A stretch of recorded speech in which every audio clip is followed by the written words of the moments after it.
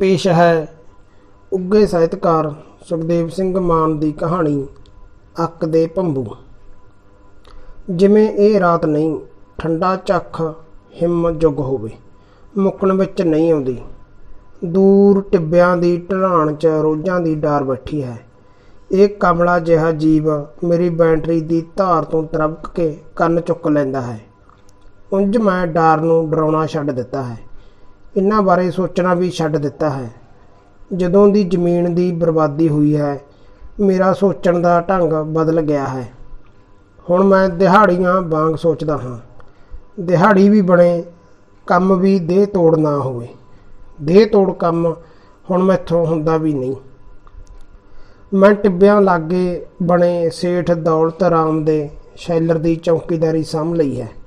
Sheller ਦੀਆਂ ਉੱਚੀਆਂ ਕੰਧਾਂ ਦੇ ਅੰਦਰਲੇ ਪਾਸੇ ਮੇਰੀ ਸੋਟੀ ਦੀ ਠੱਕ ਠੱਕ ਸਾਰੀ ਰਾਤ ਹੁੰਦੀ ਹੈ। ਜਦੋਂ ਮਨ ਕਾਹਲਾ ਪੈ ਜਾਂਦਾ ਹੈ, ਤਾਕੀ ਖੋਲ੍ਹ ਕੇ ਬਾਹਰ ਦੇਖਣ ਲਈ ਔਲਦਾ ਹਾਂ। ਬਾਹਰ ਰੋਜ਼ਾਂ ਦੀ ਡਾਰ ਖੜੀ ਹੈ, ਬਿਲਕੁਲ ਮੇਰੇ ਵਰਗਾ ਜੀਵ। ਕਿਤੇ ਇਸ ਪਿੰਡ ਦੇ ਬੰਨਿਆਂ 'ਚ ਖੜੱਪ ਖੜੱਪ ਕਰਦਾ ਤੇ ਕਿਤੇ ਦੂਜੇ ਪਿੰਡ ਦੀਆਂ ਦੈੜਾਂ 'ਚ ਸਿਰ ਮੈਦਾਨ ਭਜਦਾ। ਕਿੱਲੀ ਟੰਗਿਆ ਝੋਲਾ ਲਾਉਂਦਾ ਹਾਂ। ਚਾਹ ਉਬਲਣ ਲਈ ਸੁੱਕੀਆਂ ਟਾਹਣੀਆਂ ਨੂੰ ਮਰੋੜ ਕੇ ਇੱਟਾਂ ਦੇ ਬਣੇ ਚੁੱਲ੍ਹੇ 'ਚ ਡਾਉਂਦਾ ਹਾਂ। ਚੌਕੀਦਾਰੀ ਦੇ ਕੰਮ ਬਾਰੇ ਸੋਚਣ ਲੱਗਦਾ ਹਾਂ। ਇਹ ਕੰਮ ਵੀ ਸੌਖਾ ਨਹੀਂ। ਦਿਨੇ ਭਾਵੇਂ ਘਰ ਜਾ ਕੇ ਸੌਂ ਜਾਂਦਾ ਹਾਂ, ਪਰ ਸਰੀਰ ਟੁੱਟਿਆ ਰਹਿੰਦਾ ਹੈ। ਅੱਖਾਂ ਵਿੱਚ ਨੀਂਦ ਰੜਕਦੀ ਰਹਿੰਦੀ ਹੈ। ਪਿਛਲੇ 1 ਸਾਲ ਤੋਂ ਮੈਂ ਕਈ ਕੰਮ ਬਦਲੇ ਹਨ। ਸਰੋਂ ਪੀੜਨ ਵਾਲੇ ਸਪਾਈਲਰ 'ਤੇ ਕੰਮ ਕੀਤਾ। ਕੱਚਾ ਬਿਨੌਲਾ ਉੱਪਰ ਪੜਛੱਤੀ 'ਤੇ ਚਾੜ੍ਹਨਾ ਪੈਂਦਾ। ਸਪਾਈਲਰ ਮੇਰੇ ਚੱਕਰ ਲਾਉਣ ਤੱਕ ਟੋਕਰਾ ਉਗਾਸ ਦਿੰਦਾ। ਮੈਂ ਹੰਭ ਜਾਂਦਾ। ਸਬਜ਼ੀ ਵਾਲੀ ਰੇਹੜੀ ਵੀ ਲਾਈ। ਕਿਰਾਏ 'ਤੇ ਲਈ ਰੇਹੜੀ ਧੂੰਦਾ ਬਾਹਰਲੇ ਪਿੰਡਾਂ 'ਚ ਨਿਕਲ ਜਾਂਦਾ। ਕਈ ਵਾਰੀ ਸਬਜ਼ੀ ਬਚ ਜਾਂਦੀ। ਸਾਰੀ ਕਮਾਈ ਬਾਸੀ ਸਬਜ਼ੀ ਦੇ ਖਾਤੇ ਪੈ ਜਾਂਦੀ। ਉਸਾਰੀ ਦਾ ਕੰਮ ਵੀ ਕੀਤਾ।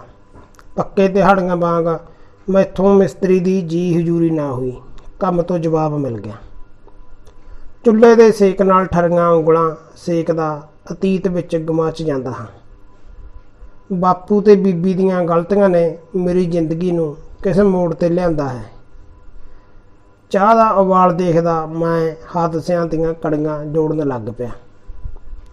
8ਵੀਂ 'ਚ ਪੜ੍ਹਦਾ ਸੀ। ਇੱਕ ਦਿਨ ਤਾਇਆ ਜਲੌਰ ਮੈਨੂੰ ਮੋਟਰ 'ਤੇ ਲੈ ਗਿਆ। ਮੈਂ ਤਾਏ ਨੂੰ ਬਾਪੂ ਨਾਲੋਂ ਸਿਆਣਾ ਸਮਝਦਾ ਸੀ। ਬਾਪੂ ਕਈ ਵਾਰ ਅਜਿਹੀਆਂ ਗੱਲਾਂ ਕਰ ਜਾਂਦਾ ਜਿਨ੍ਹਾਂ ਨੂੰ ਤਾਇਆ ਗਲਤ ਸਮਝਦਾ। ਉਸ ਪਹਿਲਾਂ ਮੈਨੂੰ ਪੜ੍ਹਾਈ ਬਾਰੇ ਪੁੱਛਿਆ, ਫਿਰ ਤਾਏ ਦੀਆਂ ਗੱਲਾਂ ਗੰਭੀਰ ਪਾਸੇ ਮੁੜ ਗਈਆਂ। ਕਾਕਾ, ਤੇਰੀ ਬੀਬੀ ਨੂੰ ਆਖ ਨਿੱਕਾ ਸੰਭਲ ਕੇ ਚੱਲੇ। ਆਪਾਂ ਮਸਾਂ ਰੋਟੀ ਖਾਂਦੇ ਹੋਏ ਹਾਂ। ਨਿੱਕਾ ਸਿੰਘ ਦਾ ਖਰਚ ਸੀਮਾ ਟੱਪੀ ਜਾਂਦਾ। ਅਕੇਰਾਂ ਕਿਸਾਨ ਸਿਰ ਕਰਜ਼ਾ ਚੜ੍ਹ ਜਾਏ, ਫਿਰ ਜ਼ਮੀਨ ਵਿਕੇ ਬਿਨਾਂ ਉਤਰਦਾ ਨਹੀਂ। ਜੇ ਭੋਏ ਵਿਕ ਜਾਵੇ, ਫਿਰ ਦਿਹਾੜੀ ਕਰਨੀ ਪੈਂਦੀ ਹੈ, ਜਿਵੇਂ ਆਪਣੇ ਵਿਹੜੇ ਵਾਲੇ ਚਿੜੇ ਹੁਰੀਂ ਕਰਦੇ ਆ।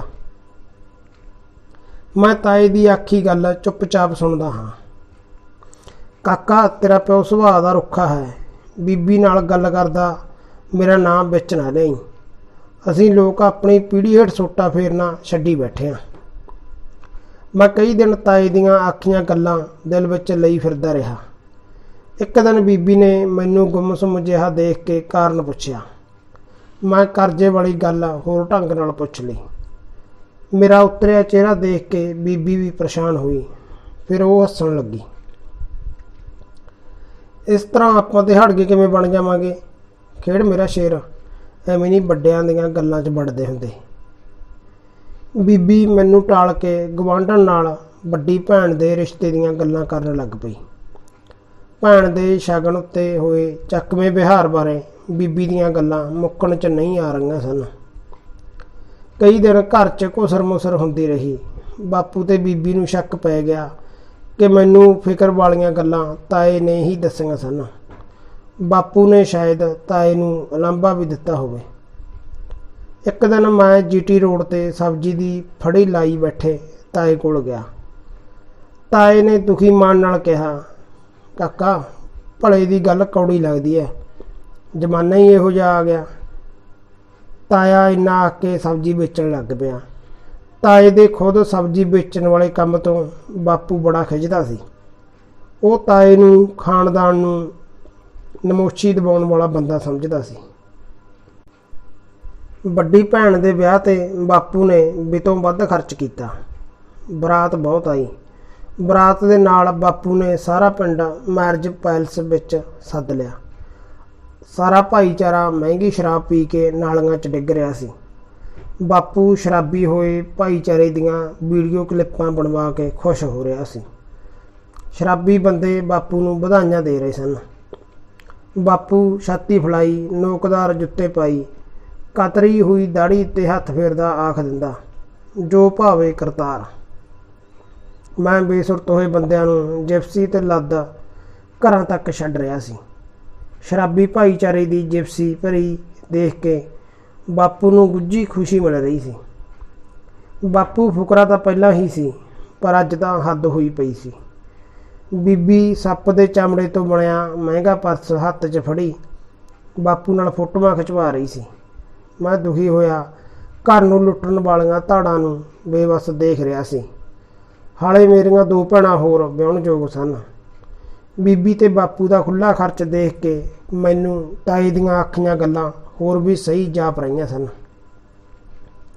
ਤਾਇਆ ਵਿਆਹ 'ਚ ਨਹੀਂ ਆਇਆ। ਉਸ ਵਿਆਹ ਦਾ ਕੀਮਤੀ ਕਾਰਡ ਲੈ ਕੇ ਗਏ ਬੀਬੀ ਤੇ ਬਾਪੂ ਨੂੰ ਸਾਫ਼ ਆਖ ਦਿੱਤਾ ਸੀ ਬਈ ਮੈਂ ਤਾਂ ਆਊਂ ਜੇ ਸਾਦਾ ਵਿਆਹ ਕਰੋਗੇ। ਮੈਨੂੰ ਇੰਨਾ ਖਰਚਾ ਫੁੱਟੀ ਅੱਖ ਨਹੀਂ ਪਾਉਂਦਾ। ਭੈਣ ਦੀ ਵਿਦਾਈ ਮਗਰੋਂ ਮੇਲਣਾ ਤਾਏ ਦੇ ਘਰ ਨੱਚਣ ਗਈਆਂ। ਇਹ ਵੀ ਸ਼ਾਇਦ ਬੀਬੀ ਤੇ ਬਾਪੂ ਦੀ ਜੁਗਤ ਸੀ। ਉਹ ਤਾਏ ਦੀ ਸਾਦਗੀ ਦਾ ਢੰਡੋਰਾ ਰਿਸ਼ਤੇਦਾਰੀਆਂ 'ਚ ਪਿੱਟਣਾ ਚਾਹੁੰਦੇ ਸਨ। ਮੇਲ ਦੀ ਆਮਦ ਤੋਂ ਪਹਿਲਾਂ ਹੀ ਤਾਇਆ ਖੇਤ ਚਲਾ ਗਿਆ ਸੀ। ਸਾਰੇ ਦਿਨ ਦੀਆਂ ਕੜਮਾਸ ਪਾਉਂਦੀਆਂ ਮੇਲਣਾ ਪੁੱਠੇ ਸਿੱਧੇ ਦੋਹੇ ਲਾ ਮੁੜ ਆਈਆਂ। ਮੇਲੀ ਪਾਗਲਾਂ ਵਾਂਗ ਲੋਕਾਂ ਦੇ ਪਰਨਾਲੇ ਭੰਨ ਰਹੇ ਸਨ। ਬਾਪੂ ਨੇ ਜੋਸ਼ 'ਚ ਆ ਕੇ ਲਲਕਾਰਾ ਮਾਰਿਆ। ਬਾਪੂ ਦੇ ਭਾਣਜੇ ਤਾੜੀਆਂ ਮਾਰਨ ਹੱਸਣ ਲੱਗੇ। ਜੀਜਾ ਤੇ ਭੈਣ ਸਾਲਕ ਤਾਂ ਬਾਪੂ ਦੀ ਦਿੱਤੀ ਫਿੱਗੋ ਉੱਤੇ ਗੇੜੇ ਮਾਰਦੇ ਰਹੇ। ਬਾਪੂ ਨੂੰ ਜਵਾਈ ਆਏ ਤੋਂ ਚਾਅ ਚੜ੍ਹ ਜਾਂਦਾ। ਫਿਰ ਘਰ ਡੋਲਣ ਲੱਗ ਪਿਆ। 5 ਏਕੜ ਜ਼ਮੀਨ ਤੇ ਬਾਪੂ ਨੇ ਪਤਾ ਨਹੀਂ ਕਿੰਨੀ ਕਿਸਮ ਦੇ ਕਰਜ਼ੇ ਲੈ ਰੱਖੇ ਸਨ। ਬਾਪੂ ਨੂੰ ਹੋਰ ਪੈਸੇ ਦੇਣ ਤੋਂ ਆੜ੍ਹਤੀਆ ਵੀ ਕੰਨੀ ਕਤਰਾਉਣ ਲੱਗਿਆ। ਘਰ ਵਿੱਚ ਕਲੇਸ਼ ਪੈ ਗਿਆ। ਬੀਬੀ ਬਾਪੂ ਉੱਤੇ ਘਰ ਨੂੰ ਪੁੱਟਣ ਦੀਆਂ ਤਹਮਤਾਂ ਲਾਉਂਦੀ ਤਾਂ ਤਾਇਆ ਤੇ ਤਾਈ ਕਲੇਸ਼ ਮਿਟਾਉਣ ਆਉਂਦੇ। ਬਾਪੂ ਅਧੂਰੀ ਲੜਾਈ ਛੱਡ ਗੁਰੂ ਘਰ 'ਚ ਰੁਕਣ ਲੱਗ ਪਿਆ। ਕਈ ਵਾਰੀ ਉਹ ਗੁਰੂ ਘਰ ਹੀ ਪੈ ਜਾਂਦਾ। ਹੁਣ ਬਾਪੂ ਕਤਰੀ ਦਾੜੀ ਤੇ ਹੱਥ ਫੇਰ ਜੋ ਭਾਵੇ ਕਰਤਾਰ ਕਹਿਣੋਂ ਵੀ ਹਟ ਗਿਆ ਸੀ। ਬਾਪੂ ਦੀ ਦਾੜੀ ਵੱਧ ਗਈ, ਕੱਪੜੇ ਵੀ ਮੈਲੇ ਰਹਿਣ ਲੱਗ ਪਏ। ਮੇਰੀ ਪੜ੍ਹਾਈ ਛੁੱਟ ਗਈ। ਹੁਣ ਬੀਬੀ ਪੇਕੇ ਘਰ ਆਈ ਭੈਣ ਨੂੰ ਦੋਵਾਂ ਕੁੜੀਆਂ ਲਈ ਗਰੀਬ ਘਰ ਟੋਲਣ ਲਈ ਆਖਦੀ। ਭੈਣ ਵੀ ਘਰ ਦੀ ਗਰੀਬੀ ਦੇਖ ਕੇ ਗੇੜੇ ਘੱਟ ਲਾਉਣ ਲੱਗ ਪਈ। ਕੁੜੀਆਂ ਵਿਹੜੇ 'ਚ ਸਿਰਪੱਲੂ ਲੈ ਕੇ ਪੈ ਜਾਂਦੀਆਂ। ਉਹਨਾਂ ਦੇ ਚਿਹਰਿਆਂ ਉੱਤੇ ਖਿਝ ਅਤੇ ਤਣਾਅ ਰਹਿਣ ਲੱਗ ਪਿਆ। ਰਿਸ਼ਤਿਆਂ ਨੂੰ ਘਰ ਦੀਆਂ ਕੰਧਾਂ ਨੇ ਚੁਗਲੀ ਕਰ ਦਿੱਤੀ ਸੀ। ਬਾਪੂ ਨੇ ਡੋਲ ਦੇ ਘਰ ਨੂੰ ਠੁੰਮਣਾ ਦੇਣ ਲਈ ਇੱਕ ਦਾ ਹੋਰ ਖੇਡਿਆ। ਪੱਠੇ ਵਾਲੇ ਸੰਤੋਸ਼ ਕੁਮਾਰ ਨੂੰ ਜ਼ਮੀਨ ਬਾਏ ਤਾਂ ਨਹੀਂ ਦਿੱਤੀ, ਮਿੱਟੀ ਪੁੱਟਣ ਲਈ ਦੇ ਦਿੱਤੀ। ਮਿਲੇ ਪੈਸਿਆਂ ਨਾਲ ਬਾਪੂ ਨੇ ਕੁਝ ਜ਼ਮੀਨ ਠੇਕੇ 'ਤੇ ਲੈ ਲਈ। ਬਾਪੂ ਨੂੰ ਜ਼ਮੀਨ ਫਿਰ ਘਾਟਾ ਦੇ ਗਈ। ਉਸ ਨੇ 1 ਸਾਲ ਲਈ ਜ਼ਮੀਨ 3 ਫੁੱਟ ਹੋਰ ਡੂੰਘੀ ਪੁੱਟਣ ਲਈ ਦੇ ਦਿੱਤੀ। ਉਹ ਪੈਸੇ ਵੀ ਖੱਡੀ ਵੜ ਗਏ। ਸਾਡੀ ਜ਼ਮੀਨ ਵਾਹੀਯੋਗ ਨਾ ਰਹੀ, ਟੋਆ ਬਣ ਗਈ। ਉੱਪਰੋਂ ਜ਼ਮੀਨ ਦੇ ਭਾਅ ਵੀ ਮੰਦੇ ਹੋ ਗਏ। ਬਾਪੂ ਬੀਬੀ ਦੇ ਕਲੇਸ਼ ਤੋਂ ਡਰਦਾ ਗੁਰੂ ਘਰ 'ਚ ਪੈਣ ਲੱਗ ਪਿਆ। ਕਰਜ਼ਦਾਰਾਂ ਦੇ ਨਿੱਤ ਦੇ ਝਗੜਿਆਂ ਤੋਂ ਅੱਕ ਕੇ ਮੈਂ ਦਿਹਾੜੀਆਂ ਕਰਨ ਲੱਗ ਪਿਆ। ਮੇਰੀ ਸੁਰਤ ਮੁੜੀ। ਚਾਹ ਉਬਲ ਕੇ ਪਾਟ ਗਈ ਸੀ। ਪਤੀਲੀ ਮੁੱਧੀ ਮਾਰ ਕੇ ਮੈਂ ਮੰਜੀ ਉੱਤੇ ਟੇਢਾ ਹੋ ਗਿਆ। ਨੀਂਦ ਨੇ ਦੱਬ ਲਿਆ। ਤੜਕੇ ਸੇਠ ਆਏ ਤਾਂ ਸ਼ੈਲਰ ਦੀਆਂ 2 ਮੋਟਰਾਂ ਚੋਰੀ ਹੋ ਗਈਆਂ ਸਨ। ਮੈਨੂੰ ਤਨਖਾਹ ਕੱਟ ਕੇ ਚੌਕੀਦਾਰੀ ਤੋਂ ਜਵਾਬ ਮਿਲ ਗਿਆ। ਕਈ ਮਹੀਨੇ ਲੰਘ ਗਏ। ਕੁਝ ਵੀ ਚੰਗਾ ਨਹੀਂ ਲੱਗ ਰਿਹਾ ਸੀ। ਇੱਕ ਦਿਨ ਦੁਪਹਿਰੇ ਸੜਕ ਵੱਲ ਨਿਕਲ ਪਿਆ। ਧੁੱਪ ਦੀਆਂ ਕੜਕਾਈਆਂ ਜ਼ਹਿਰੀ ਅੱਕ ਦੀਆਂ ਕੁਕੜੀਆਂ 'ਚੋਂ ਭੰਬੂ ਨਿਕਲ ਕੇ ਮੋੜੀਆਂ ਅਤੇ ਰੁੱਖਾਂ 'ਚ ਫਸ ਰਹੇ ਸਨ। ਮੈਨੂੰ ਵੀ ਆਪਣਾ ਆਪ ਭੰਬੂਆਂ ਵਰਗਾ ਜਾਪਿਆ। ਮਨ ਵਿੱਚ ਬੁਰੇ ਬੁਰੇ ਖਿਆਲ ਆਉਣ ਲੱਗੇ, ਖੁਦਕੁਸ਼ੀ ਵਰਗੇ ਆਤਮਘਾਤੀ ਜਿਹੇ ਖਿਆਲ। ਮੈਂ ਭੰਬੂਆਂ ਕੋਲ ਬੈਠ ਰੋਣ ਲੱਗ ਪਿਆ। ਮਰਨ ਨੂੰ ਵੀ ਜੀ ਨਹੀਂ ਕਰਦਾ ਸੀ। ਮਗਰ ਭੌਂ ਕੇ ਦੇਖਿਆ ਤਾਂ ਤਾਇਆ ਖੜਾ ਸੀ। ਤਾਇਆ ਹਮੇਸ਼ਾ ਦੀ ਤਰ੍ਹਾਂ ਚੜ੍ਹਦੀ ਕਲਾ ਵਿੱਚ ਸੀ। ਉਸਨੇ ਮੈਨੂੰ ਕਲਾਵੇ 'ਚ ਲੈਂਦਿਆਂ ਕਿਹਾ, ਆਪਾਂ ਬਿਨਾਂ ਰੇ ਸਪਰੇਅ ਵਾਲੀਆਂ ਸਬਜ਼ੀਆਂ ਵਾਲਾ ਢਾਬਾ ਸੜਕ 'ਤੇ ਖੋਲ੍ਹਣਾ ਹੈ। ਕਈ ਬੰਦੇ ਰੱਖਣੇ ਪੈਣੇ ਨੇ, ਤੇਰੀ ਸਭ ਤੋਂ ਵੱਧ ਜ਼ਰੂਰਤ ਹੈ। ਤਾਏ ਨੇ ਮੈਨੂੰ ਰੋਂਦੇ ਨੂੰ ਗਲ ਨਾਲ ਲਾ ਲਿਆ। ਹੌਸਲਾ ਧਰ ਕਾਕਾ, ਆਪਾਂ ਗਰਜਮੰਦ ਘਰ ਭਾਲ ਕੇ ਲੜਕੀਆਂ ਵੀ ਤੋਰਾਂਗੇ। ਮੇਰੀਆਂ ਸਿਸਕੀਆਂ ਬੰਦ ਹੋ ਗਈਆਂ। ਮੈਂ ਤਾਏ ਦੇ ਨਾਲ ਕਦਮ ਮੇਲ ਕੇ ਤੁਰ ਪਿਆ। ਧੰਨਵਾਦ ਜੀ। ਚੌਹਾਨ ਇੰਟਰਟੇਨਮੈਂਟ ਤੁਹਾਡਾ ਆਪਣਾ, ਤੁਹਾਡੇ ਲਈ।